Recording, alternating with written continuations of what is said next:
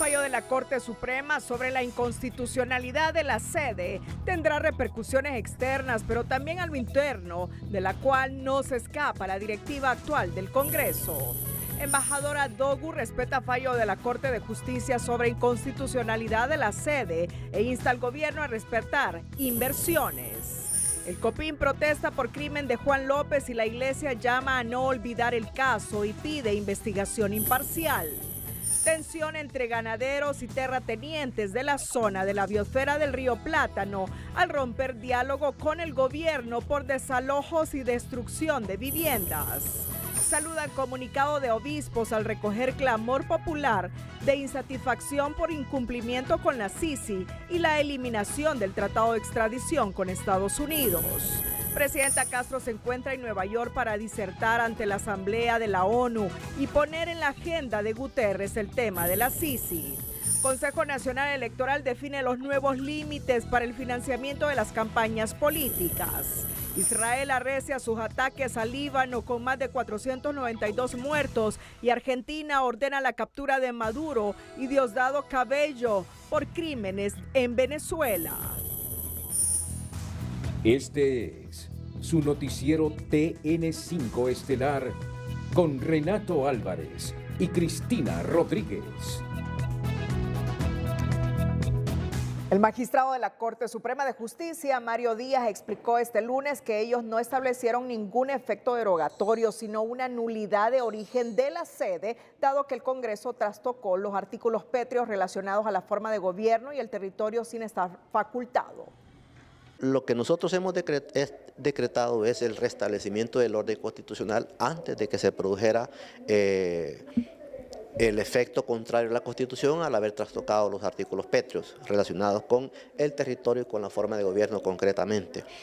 Por lo tanto, es una situación muy distinta a lo que está planteando en la opinión pública de muchos que consideran pues, que lo que hemos hecho es derogar una ley. Nosotros no hemos establecido ningún efecto derogatorio. Díaz afirmó que las inversiones hechas por la sede están protegidas por diversas normas y que ahora le corresponde al gobierno decidir a qué tipo de acuerdos llegarán, al tiempo de aclarar que no se busca perseguir a los congresistas que aprobaron la sede en el periodo 2010-2014. Muy buenas noches, Honduras. Bienvenidos a la emisión de este lunes 23 de septiembre. La noticia del día es presentada por Claro TV Plus, la nueva plataforma de Claro con más apps de contenido. Contratalo y recibí 100 megas por $36 al mes. La inconstitucionalidad de las zonas de empleo y desarrollo económico tendrá un impacto económico para Honduras por las demandas que se avecinan. Si no queda claro cómo quedará el funcionamiento de esta especie de ciudades modelo que emplean por ahora a 4.200 personas. Con la sentencia de la Corte Suprema de Justicia, los inversionistas quieren conocer detalles de la sentencia porque los regímenes que les ofrecen no les convencen totalmente. La declaratoria de inconstitucionalidad de las zonas de empleo y desarrollo económico sede deja en el aire millonarias inversiones y aleja a Honduras de los grandes capitales del mundo, aseguran los expertos. ¿Quién va a querer venir a invertir de Europa, de Asia o de Estados Unidos cuando el Estado en cualquier momento puede quitar, expropiar terrenos, propiedades, bienes y demás? Trasciende una primera oferta del actual gobierno para que las inversiones de la sede próspera Morazán y Orquídea migren a modelos hondureños. El gobierno a través del Poder Ejecutivo, porque esta es una atribución del Poder Ejecutivo, le está ofreciendo alternativas de que puedan migrar, sobre todo a las 3 empresas existentes, a cualquiera de los regímenes ya existentes o de los nuevos que tenemos en la Ley de Justicia Tributaria. Una contradicción, dicen los expertos en arbitraje internacional, pues la Ley de Justicia Tributaria está en el aire en el Congreso Nacional y los regímenes locales que hoy le ofrecen a las 3 sedes las eliminan según el proyecto original. Y ahí lo que se plantea es de que estos regímenes que se están ofreciendo a las empresas bajo el régimen sede, ahí se plantea de que estos otros regímenes van a ser derogados. Entonces, independientemente de que eso es una, entre comillas, solución que se está planteando, hay que ver si eso puede mantenerse en el tiempo. Se mira bastante complicado desde esa perspectiva. Migrar de la sede a los regímenes especiales locales como Sol y Solitur o RIP es materialmente imposible, dicen desde la sede próspera, pues es como empezar de cero y superar los vicios de la administración pública hondureña, como la corrupción, la extorsión, la burocracia y las coimas del camino. No pueden moverse estas inversiones a ningún otro régimen especial ni al régimen ordinario nacional de Honduras. Nadie quiere invertir en Honduras. Nadie quiere invertir en Honduras bajo las condiciones normales porque hay mucha inseguridad jurídica, porque hay corrupción, porque le piden sobornos, porque las licencias se tardan años en emitirlas. Entonces nadie quiere venir a invertir. En la actualidad, las 3 sedes que operan en el país emplean a unas 4.200 personas con una inversión superior a los $300 millones. La expansión se detiene aquí. La demanda internacional de no menos $12.000 millones de la sede próspera contra el Estado de Honduras continúa su curso.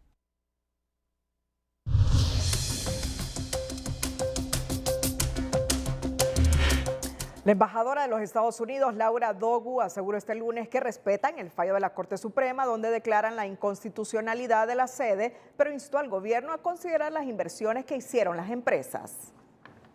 Vamos a respetar las decisiones de Corte, pero es importante ayudar a las empresas que han invertido aquí. Ellos vinieron bajo de una ley diferente y han invertido sus recursos con una idea del futuro aquí en el país. Entonces es importante para el gobierno encontrar una manera de trabajar con estas empresas que ya están trabajando aquí. Hay muchos hondureños trabajando en estas empresas también que no quieren perder su trabajo. Por otro lado, la representante diplomática estadounidense insistió que la instalación de la Sisi es súper importante para el gigante norteamericano. Para la diputada y abogada Maribel Espinosa, la expulsión de la figura de la sede de la Constitución de la República no solo acarrea efectos externos en materia de seguridad jurídica, sino que a lo interno pone en la mira de la justicia a los diputados pasados que votaron a favor de la sede, pero también a los actuales que intentan desmarcarse, pero cometieron serias violaciones a la norma. Solo un buen acuerdo con inversionistas extranjeros de las zonas especiales de desarrollo económico evitaría consecuencias graves a Honduras y su economía, sugiere la congresista Maribel Espinosa, quien ve responsabilidad compartida entre quienes las aprobaron y quienes pretendieron derogarlas, pero que no lo hicieron desde el Congreso Nacional. Mire, la responsabilidad es compartida con todos, los de ayer y los de hoy. Y no me refiero a la Corte Suprema. La Corte Suprema hizo lo correcto. ¿Por qué digo esto? Porque el presidente del Congreso pretendió derogar las sedes, pero no las ratificó. Y si la Corte está diciendo que esto es un atentado a normas irreformables, significa que se rompió el orden, y si se rompió el orden hay que restablecerlo.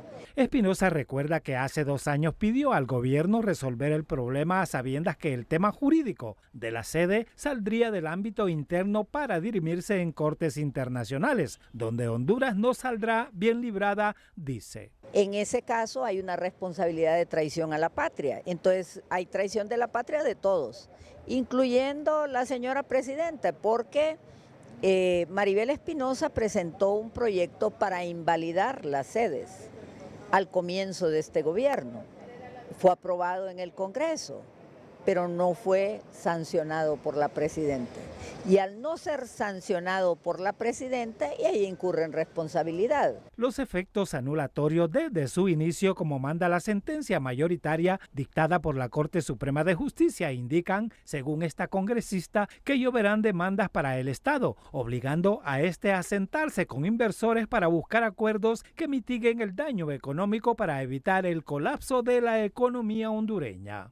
Lastimosamente, tanto el tema jurídico como el tema político lo que hacen es socavar la democracia y por otro lado espantar el capital extranjero que pueda venir. Y si ya decimos que hoy capital español que tenía su dinero puesto ahí se ve en riesgo, yo creo que las demandas internacionales a Honduras van a venir. Sí, la Corte Suprema de Justicia señala en su sentencia que el tema de la sede es un atentado a normas irreformables de la Constitución, significa que se rompió el orden y hubo que restablecerlo, pero no hacerlo deriva en un delito de traición a la patria señalado en el artículo 375 constitucional, párrafo segundo. La clase política ahorita está hablando de mucha responsabilidad que supuestamente pudieron haber tenido los diputados en el 2012.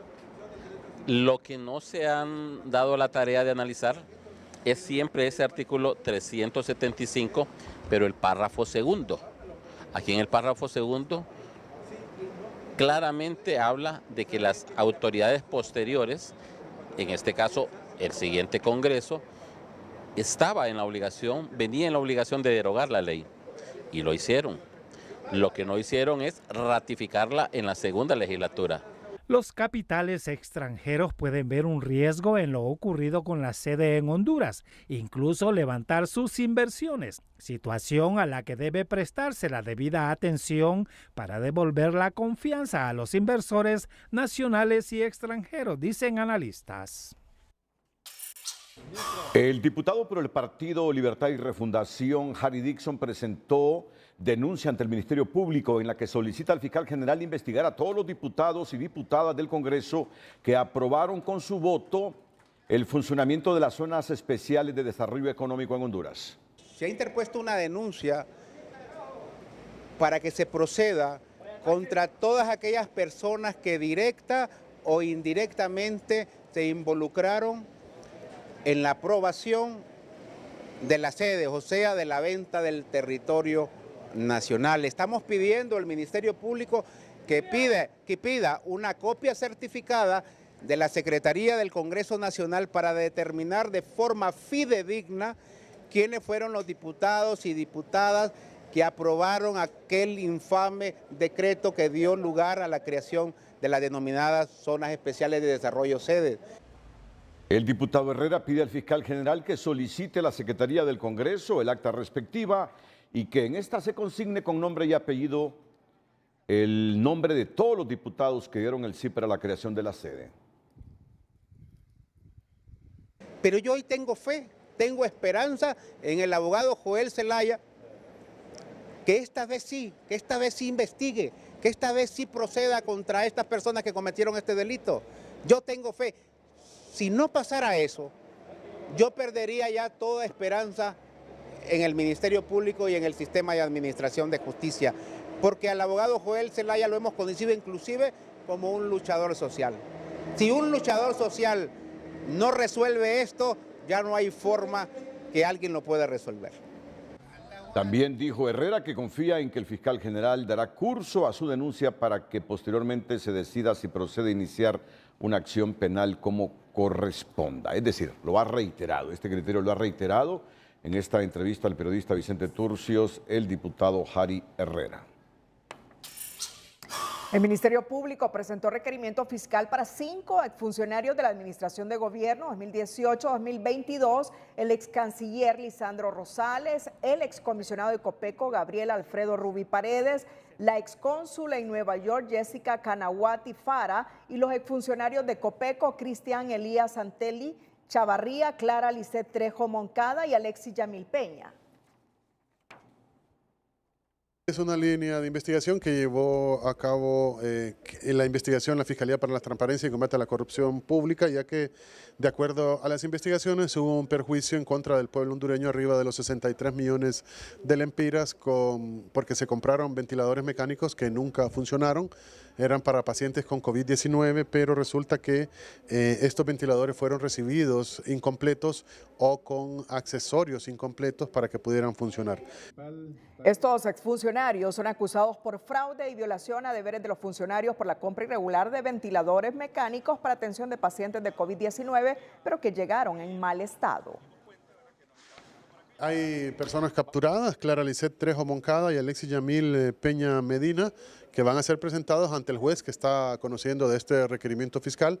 Esperemos que la policía continúe con las otras capturas que están solicitadas en este requerimiento fiscal contra las otras 4 personas, ¿verdad? Asimismo, estas órdenes de captura se hicieron a nivel nacional e internacional y hay alertas migratorias por si alguna de estas 6 personas estaba fuera del país. Según la Fiscalía Especial para la Transparencia y Combate a la Corrupción Pública, el perjuicio económico para el Estado es de 63.8 millones de lempiras. Tras celebrar audiencia de declaración de imputado, un juez en materia de criminalidad organizada y corrupción dictó detención judicial para los ciudadanos Alexis Yamil Peña y Clara Alice Trejo, acusados por los delitos de fraude, violación a los deberes de los funcionarios por la presunta compra irregular de ventiladores mecánicos para atención a pacientes de COVID-19, pero que según el Ministerio Público llegaron en mal estado y no pudieron ser utilizados, estableciéndose un perjuicio económico para el Estado de 63.8 millones de lempiras. La audiencia inicial se agendó para el jueves 26 de septiembre y se ordenó remitir a los acusados a cárceles ubicadas en Támara, Francisco Morazán. La presidenta Xiomara Castro participará mañana en el 79 periodo de sesiones ordinarias de la Organización de las Naciones Unidas. Ya está en Nueva York con el canciller de la República. Y desde esa importante ciudad estadounidense, sede de la Organización de las Naciones Unidas, nuestra enviada Sara Carranza nos tiene más detalles. Buenas noches, muchas gracias. Así es, este lunes inició la 79 Asamblea General de las Naciones Unidas y la presidenta Xiomara Castro ya se encuentra en Nueva York para disertar el próximo miércoles, pero inicialmente mañana tiene una reunión importante con el secretario general de la ONU, Antonio Guterres, con quien abordará el tema de la Sisi. De acuerdo con el canciller Eduardo Enrique Reina, esto será crucial porque se definirá si habrá Sisi o no en Honduras. Escuchemos lo que nos ha dicho. Pero reiteramos, la importancia central será la reunión que tendrá la presidenta Xiomara Castro con el secretario general Guterres el día de mañana y la reunión que tendrá, y el discurso de ella que será el día de pasado mañana. ¿Cuál es el avance para avanzar en estas negociaciones para la instalación de la Sisi? Bueno, yo creo que ese es el tema central. La presidenta creo que hablará claramente con el secretario de la situación actual, de los avances que hemos tenido, de la solicitud que hemos tenido, por ejemplo, para que se haga transparente el convenio que hemos presentado y otros. Así que la idea es, creo, salir de esa reunión con una visión bastante clara de cuál será la programación para la negociación de la CIS. También comentó que durante su discurso la presidenta Castro en las Naciones Unidas disertará sobre cambio climático y el respeto a la soberanía.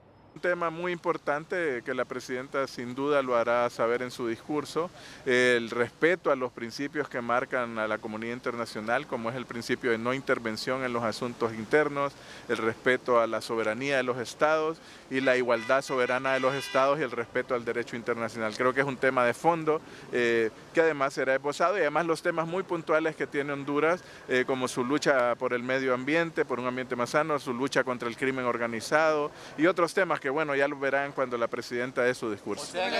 Además, el canciller se reunió esta tarde con el secretario de Estado de los Estados Unidos, Anthony Blinken, para abordar el tema de la migración y la lucha contra el narcotráfico. Continuaremos llevándole más sobre la agenda que se desarrolla en la Gran Manzana.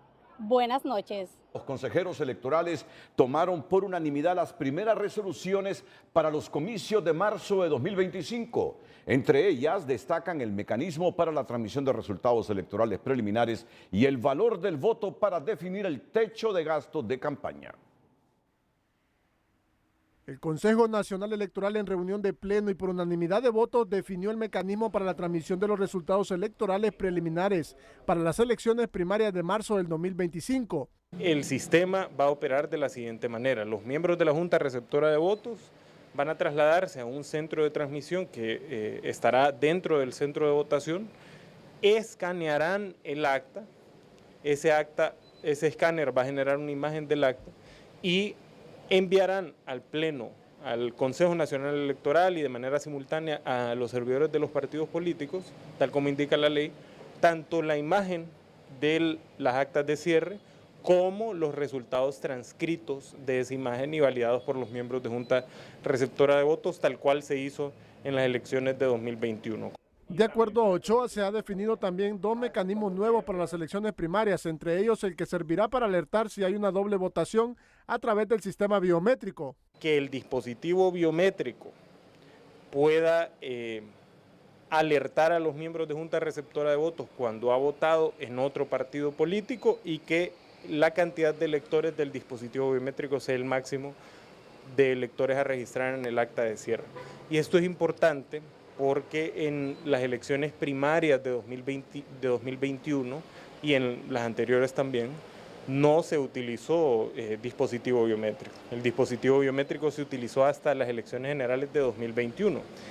Este analista considera que es importante que el órgano electoral defina todos estos mecanismos para garantizar la transparencia de las elecciones primarias. Creo que es totalmente fundamental que los consejeros puedan garantizar un proceso de elección primaria transparente, con la garantía de transmisión de resultados preliminares que puedan dar cierto nivel de tranquilidad a las personas, con un escrutinio completo de la totalidad de las actas. En la reunión también se estableció el valor del voto para las elecciones, esto para definir el techo de campaña para los partidos políticos, ya que la deuda política se paga después de las generales.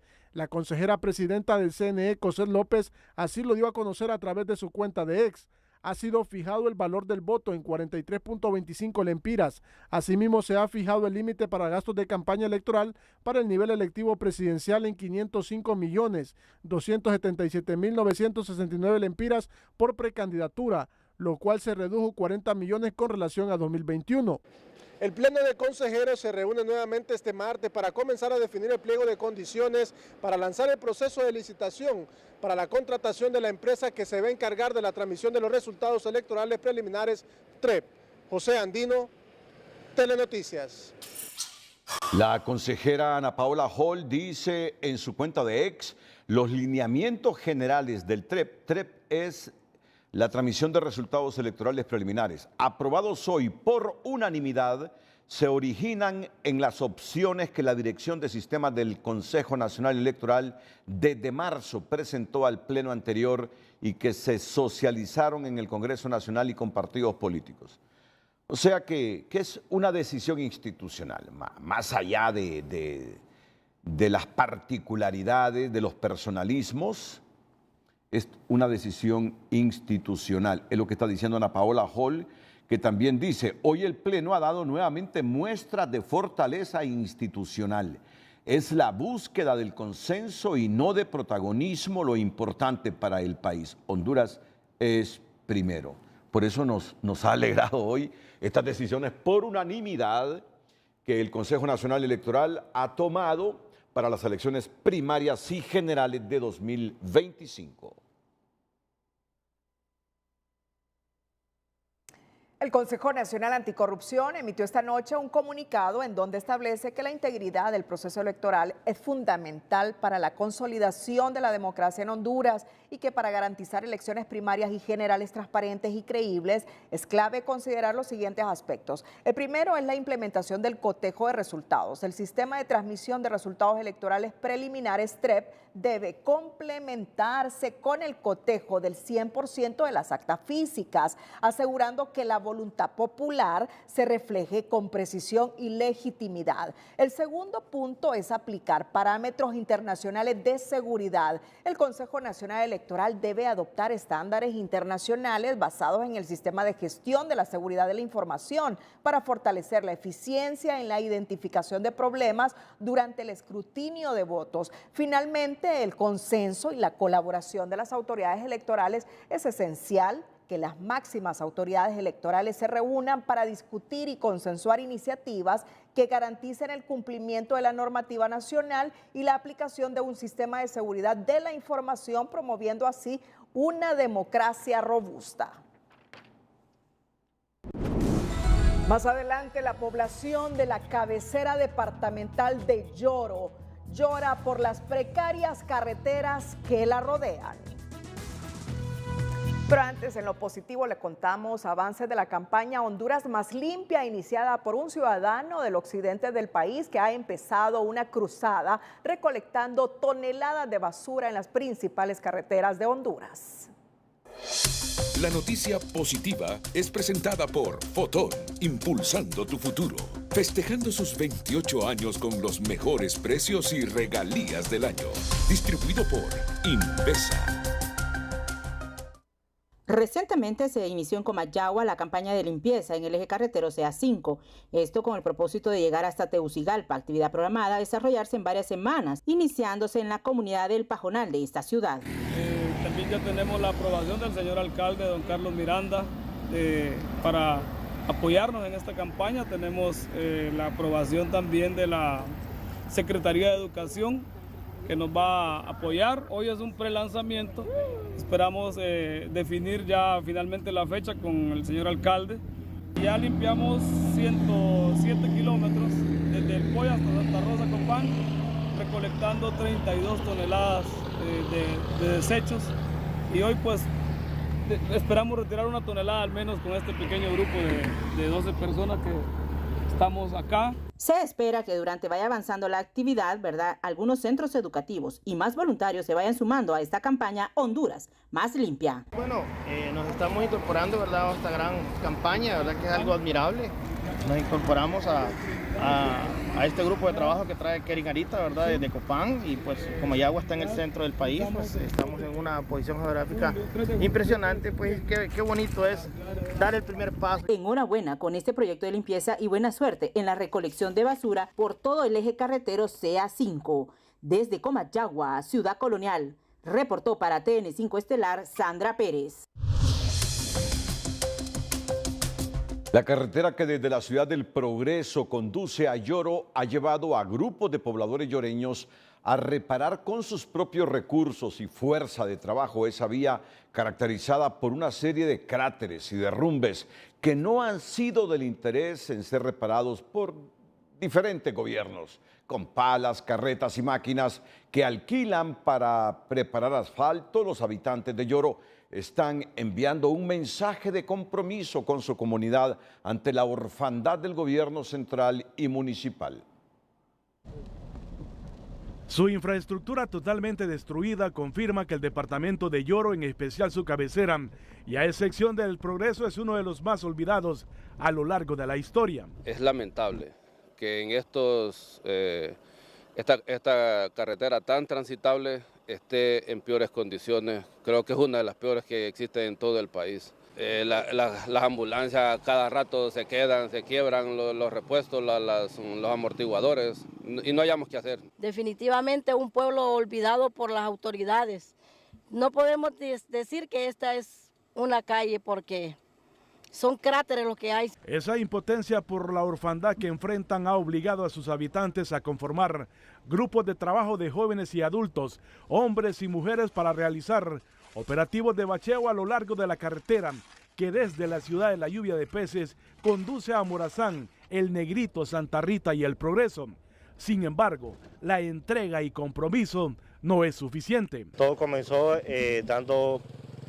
reparando los agujeros a través de cemento, pero como sabemos la carretera ya no está para eso. 3 meses duró, ya se volvió a dañar, y pedimos al gobierno central, que nos ayude, ¿verdad? Esta vía está tapizada por centenares de baches a lo largo del trayecto, y para empeorar la situación, en algunos tramos el terreno es proclive para los derrumbes que durante esta época de lluvia corta el tráfico vehicular. Hermanita, porque imagine cómo está ahí.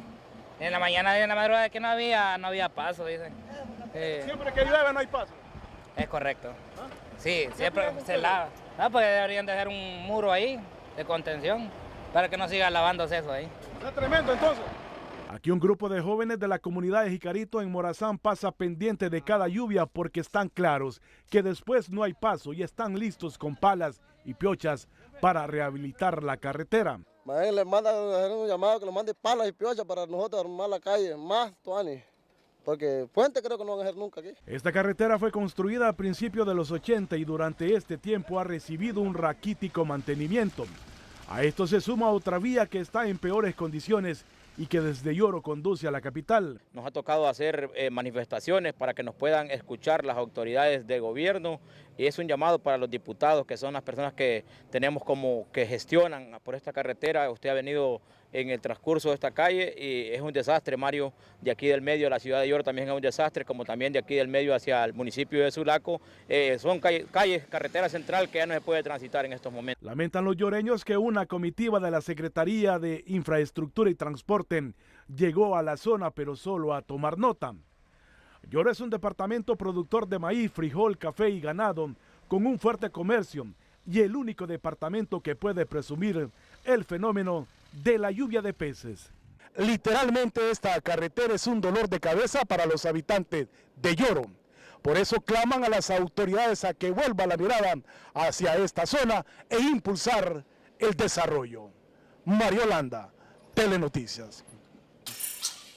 Desde tempranas horas de este lunes, miembros del Consejo Cívico de Organizaciones Populares e Indígenas de Honduras, COPIN, se tomaron la carretera CA5 exigiendo justicia por el crimen violento del ambientalista Juan López, asesinado recientemente en Tocoa, Colón. Los manifestantes bloquearon el paso a la altura de la colonia Hábitat en la salida al norte de la capital, señalando la falta de respuesta de las autoridades, tanto en el caso de López como en el de la líder ambientalista Berta Cáceres, para quien exigían que la Corte Suprema de Justicia confirme la sentencia de su asesinato. Los copines, que se movilizaron desde diferentes puntos del país, además realizaron quemas de llantas y exigieron la protección de los ambientalistas que luchan por la defensa de los recursos naturales de Honduras. Los defensores de los ambientalistas de Guapinol en Tocoa no salen del asombro ante la decisión judicial de reabrir el caso y dejar sin efecto el sobreseimiento que habían obtenido. Llama la atención que la acción se hiciera 5 días después del asesinato de uno de sus líderes, como es Juan López, a quien han vuelto a criminalizar y estiman ese hecho como un mensaje de intimidación para quienes ejercen el derecho de defender la casa común, a tal punto que la Conferencia Episcopal pidió el viernes que en vez de criminalizar a las víctimas, mejor investiguen y busquen a los culpables del crimen de López. Eso, una bofetada para ellos, es temerario lo que acaba de ocurrir. Así califica esta abogada la determinación de la Corte de Apelaciones de La Ceiba de revocar el sobreseimiento definitivo de los ambientalistas de Guapinol, emitido en octubre de 2022, y reabrir el caso. Señala que las dudas imperan y que lo único que está claro es la criminalización de los activistas que en su mayoría se encuentran en el exilio. Por este tipo de delitos nadie debería ir a la cárcel, no hay pruebas tampoco para que digan que ellos cometieron estos delitos y esperamos que sean juzgados en un tribunal, si es que vuelven a ser juzgados en un tribunal objetivo. Bueno, la mayoría de los compañeros por la situación de riesgo, que habían sido amenazados, han sido desplazados forzosamente, han pedido exilio, están asilados en otros países. Los únicos que enfrentaban, digamos, el proceso y todo lo que ocurría acá era Juan y Leonel.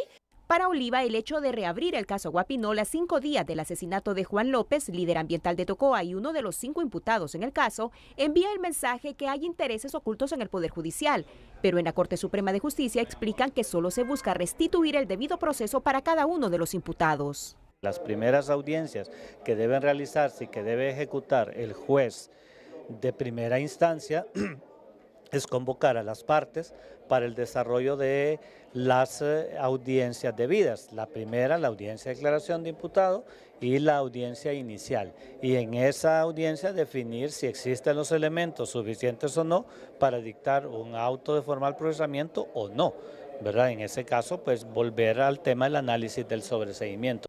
Al respecto, la Conferencia Episcopal llamó a defender los bienes comunes, dejar de criminalizar a los defensores, investigar a los verdaderos culpables e impartir justicia sin ningún temor. Queremos recordar con profundo respeto y admiración a nuestro hermano Juan Antonio López. Su memoria y su sangre derramada por defender la creación, nuestra casa común, los valores del reino, debe llamarnos a todos a trabajar por la paz, sin miedo y con la certeza de que la última palabra nunca la tendrán los que han perdido el sentido de Dios y el respeto a sus hermanos, por llenarse los bolsillos con una riqueza que está maldita.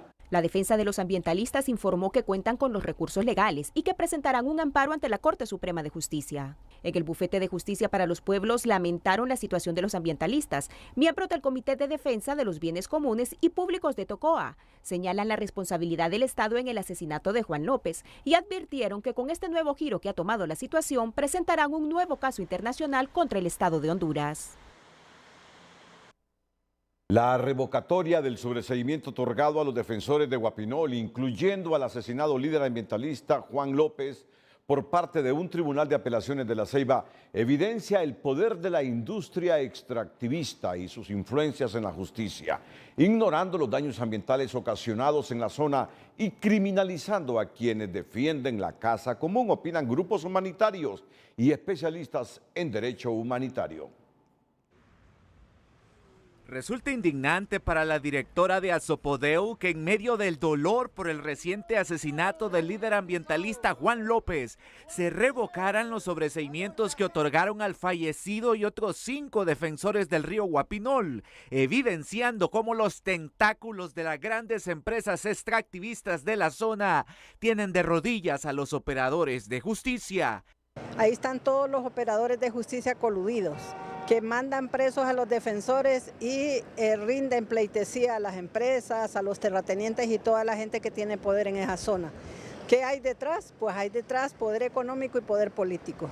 Las influencias a nivel político les permiten operar en la impunidad, pese a su papel nocivo para el ambiente, puntualizó.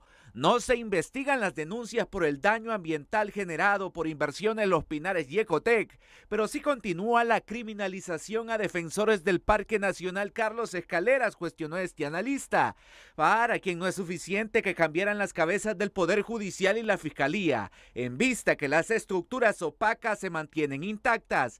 Es urgente una reestructuración, afirmó. Es necesario una profunda depuración, una profunda evaluación, reestructuración y transformación del sistema judicial que incluye al Ministerio Público y al Poder y a la Corte Suprema de Justicia, porque dentro del Poder Judicial hay personas que no solamente están vinculadas con el crimen organizado, sino que también hay personas que se han convertido en instrumentos de criminalización.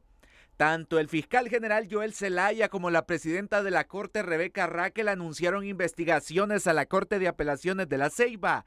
Los jueces y fiscales que conocieron la causa están en el ojo del huracán, pero esas acciones no convencen a este experto en temas ambientales, para quien todo ese discurso solo muestra que perdieron el control de la institucionalidad. Lo que vemos es una disputa interna de estas instituciones que han perdido el control, precisamente porque los grandes tentáculos de estas empresas han cooptado por completo nuestra institucionalidad y no han permitido que tengamos un ápice de justicia en este país. Puede ser hasta un distractor para desviar la atención del asesinato de López, indicó, al tiempo de lamentar que a personas cuyo único pecado fue defender el territorio se les persiga, lo que da una muestra de la forma selectiva en que opera el sistema judicial hondureño. El Papa Francisco condenó el domingo la muerte violenta del líder ambientalista hondureño Juan López, asesinado la semana pasada, minutos después de salir de una iglesia en Tocoa, Colón. Me he enterado con dolor que en Honduras ha sido asesinado Juan Antonio López, delegado de la Palabra de Dios, coordinador de la Pastoral Social de la Diócesis de Trujillo y miembro fundador de la Pastoral de la Ecología Integral en Honduras. Me uno al luto de esta iglesia y a la condena de cualquier forma de violencia. Luego de rezar el Ángelus y condenar el crimen contra el ambientalista hondureño, el Papa Francisco manifestó su cercanía a quienes ven pisoteados sus derechos elementales.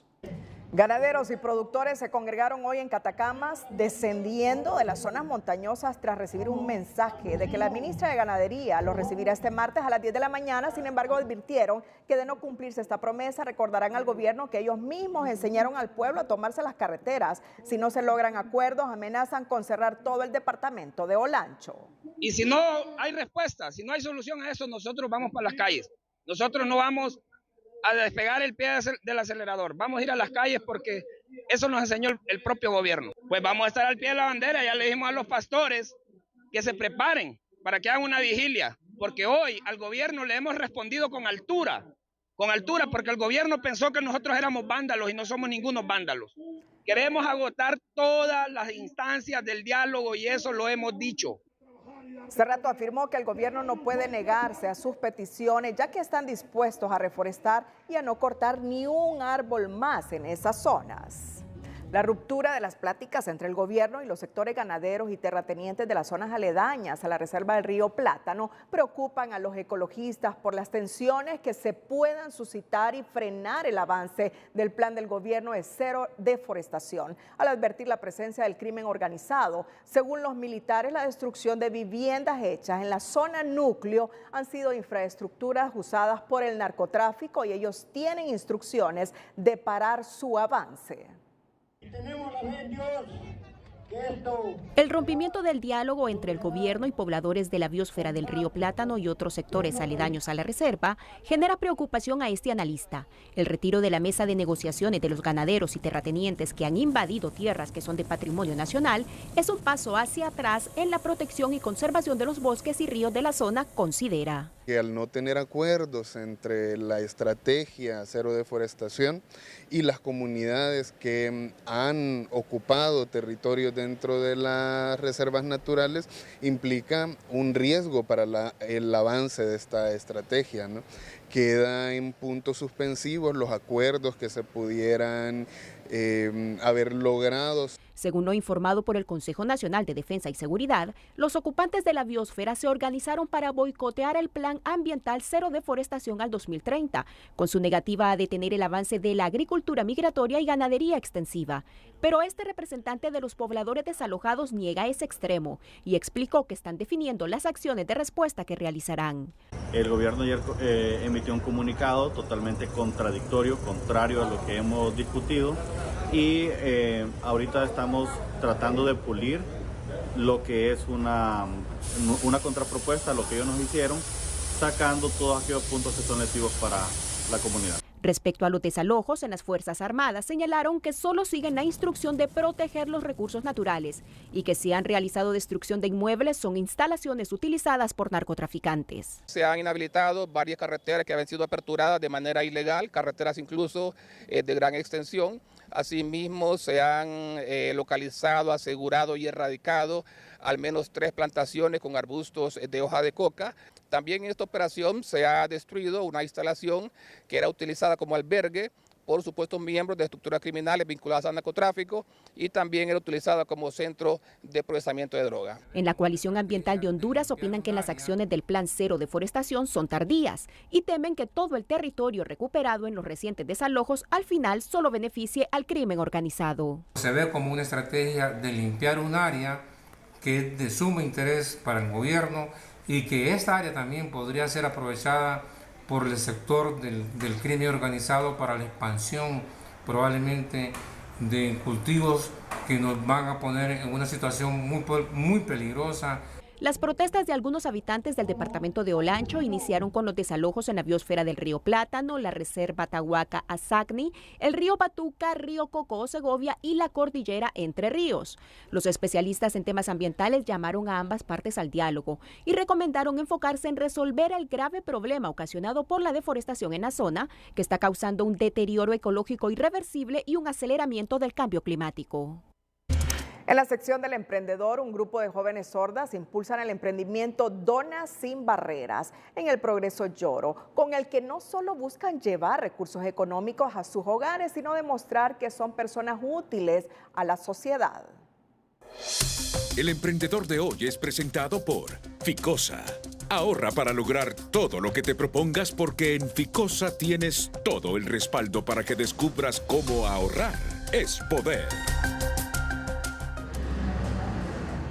Donas Sin Barrera es el nombre del emprendimiento de un grupo de jóvenes progreseñas que, pese a ser sordas, impulsan este anhelado proyecto con el respaldo de la organización Caprodi, que apoya a personas con discapacidad. Donas Sin Barrera cerró sus puertas en 2023, pero está de vuelta a paso firme. Se hizo la reapertura de Donas Sin Barrera. Este es un proyecto que inicia con chicos con discapacidades múltiples, pero en este caso solamente tenemos en su mayoría chicos con discapacidad auditiva. Y una persona en silla de ruedas, pero lastimosamente ahorita por situaciones de salud no puede estar presente. Las donas en sus diferentes tamaños sabores y estilos son elaboradas por las jóvenes que con este emprendimiento buscan abrir puertas hacia la inclusión laboral. Ellas hacen todo el proceso, desde pesar, utilizar la maquinaria necesaria, ¿verdad?, para poder hacer las donas, pesar cada bolita, ¿verdad?, el proceso que hace llevar la forma de la dona, cocinarla, hacer la decoración, empaquetar, vender, la administración, cómo se distribuye el dinero, los pagos, porque... Donas Sin Barreras busca patrocinadores, busca clientes para no dejar morir un bonito proyecto de jóvenes ejemplares que quieren ser útiles a la sociedad a través de este pequeño negocio. Pueden abocarse a mi persona, a las oficinas de Caprode o incluso aquí en el local. Estamos ubicados una cuadra antes de la Escuela República de Honduras, en el barrio Las Delicias, aquí en el Progreso y Oro. Para más información, escribir al WhatsApp 93040136.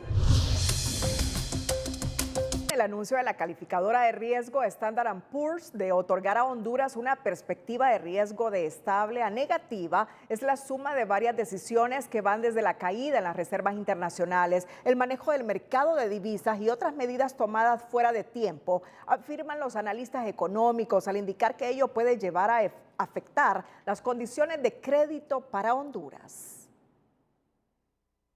La repercusión más inmediata por la degradación de la perspectiva de riesgo otorgada por Standard & Poor's gira alrededor del encarecimiento del financiamiento interno y externo, advierte el FOSDE, en vista que endeudarse será más caro. Si usted no es capaz como sociedad de generar los suficientes ingresos, entonces tiene que endeudarse. Y con estos indicadores de riesgo lo que le dicen es que ese endeudamiento va a ser cada vez más costoso. Es decir, vamos a tener que estar destinando más recursos para pagar esa deuda.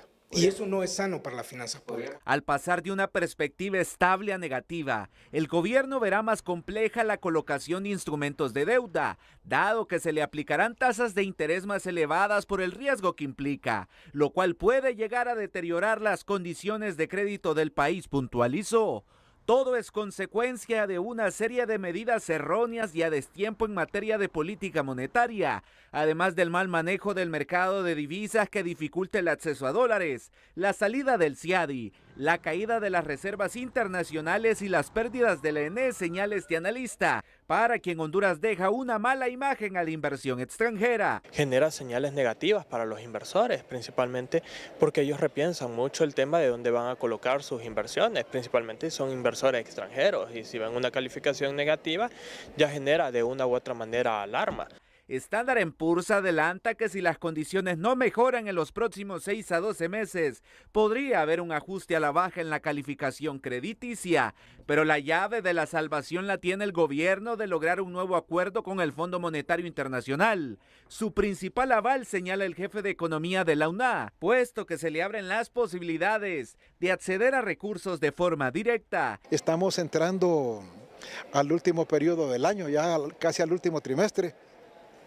Hay obras que ejecutar y no hay fondos disponibles. Entonces se requiere de deuda para ello y al ir a los mercados internacionales va a estar muy cara, el fondo se va a volver necesariamente una salida. Entre otros aspectos, la agencia calificadora de riesgos alertó que el Estado de Derecho débil, la incertidumbre política y la alta percepción de la corrupción continúan restringiendo el crecimiento económico de Honduras.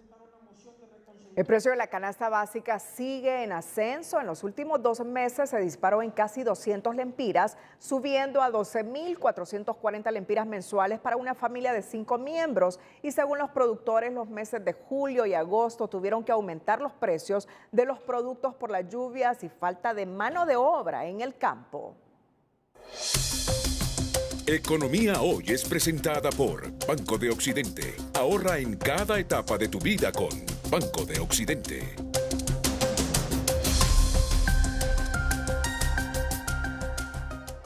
Todo está por las nubes, aseguran los consumidores que buscan mejores precios en los mercados. Y no es para menos. En los últimos 2 meses la canasta básica subió 198 lempiras en promedio, según el reporte de la Secretaría de Trabajo. subiendo a 12.440 lempiras los 30 productos alimenticios para una familia de 5 miembros. No vale 12.000 lempiras, no le cuesta eso, cuesta más. Pero si no tenemos que hacer a que nos ajuste a lo que podamos comprar y lo que no, pues no se compra. Los productores explican que durante los meses de julio y agosto registraron pérdidas en los cultivos por plagas, exceso de lluvias y falta de mano de obra. Como todo estuvo caro, los abates, no habían trabajadores que le ayudaran a uno a sembrar, entonces por eso es que todo se puso caro. Hay una plaga que había que le había entrado a la papa, por eso la papa subió bastante.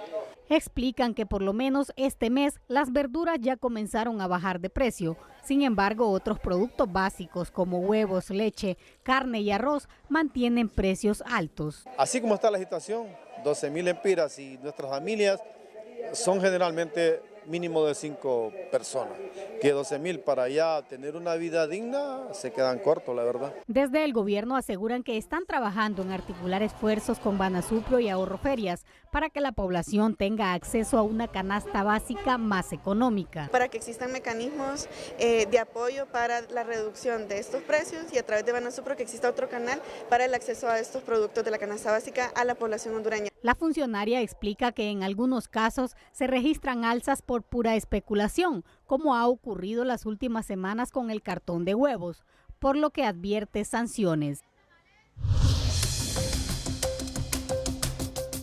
En educación financiera le decimos cómo afecta la inflación y la subida en los tipos de interés a los nuevos préstamos.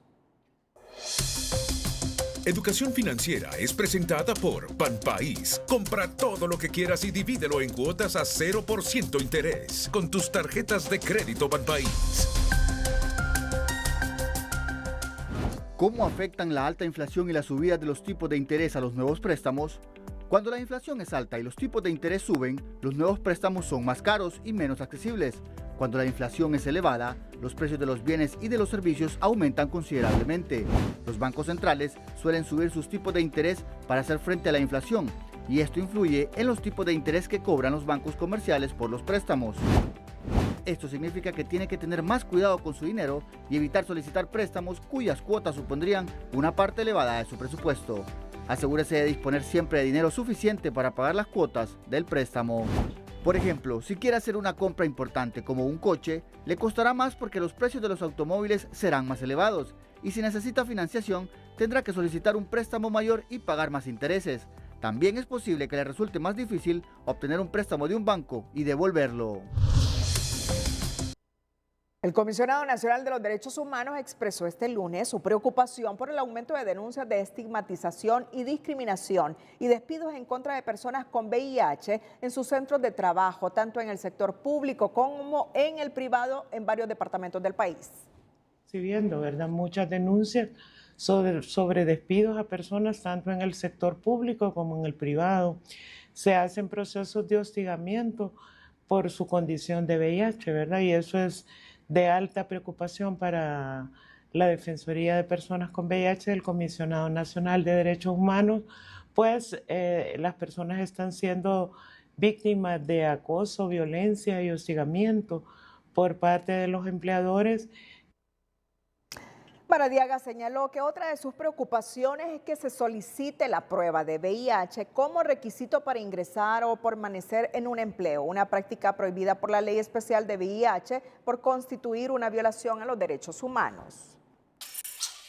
Una joven de 25 años se convirtió en una nueva víctima bajo sospecha de dengue en la capital. Así lo confirmaron autoridades de la región metropolitana del Distrito Central. La víctima es oriunda del departamento de La Paz y llegó a la capital buscando atención médica. Según el reporte de las autoridades de la Secretaría de Salud, en lo que va de 2024, el país ha registrado 165 muertes y más de 130,000 casos de dengue a nivel nacional.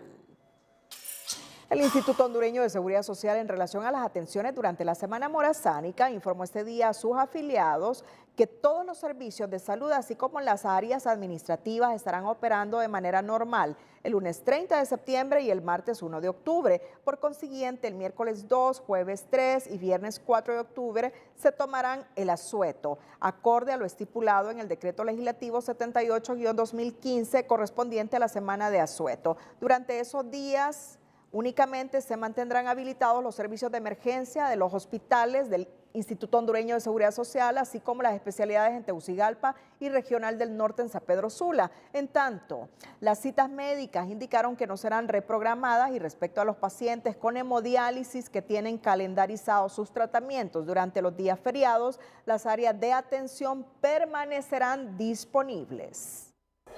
El estado del tiempo es presentado por Servicio Aeroportuario Nacional. La transformación de nuestros aeropuertos ya está en proceso.